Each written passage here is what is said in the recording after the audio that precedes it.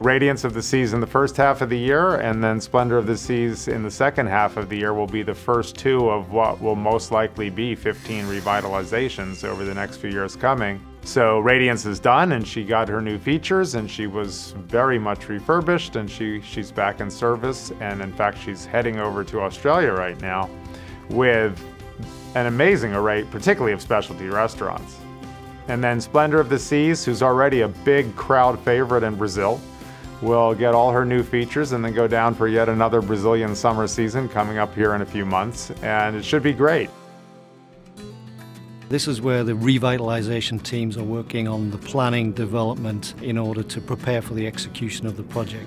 What we have mapped out on this board here is basically all of the revitalization projects and a smattering of new builds at the bottom.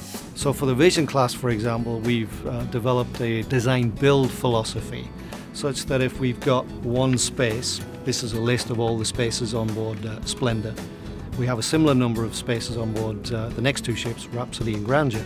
So if we have the architects do the work and it's useful across the remaining ships, we turn that into a design-build package. So each of the architects would work on a general arrangement plan just like this one, where each of the areas are split up into the different venues. So each of the red dots on the first chart actually blows up into a timeline very much like this one. And what's very important for us in our process is that we have a very effective steering committee process.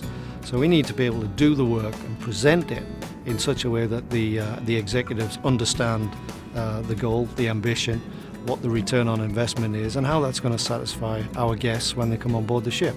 It's so important to us to make sure that all 22 ships that we have the kinds of features that give credence to the idea that we have the greatest cruise ships in the world. So the royal advantage as it relates to the revitalizations is the investment program to ensure that our entire fleet rests on that mantle of superiority as it relates to cruise ships of the world.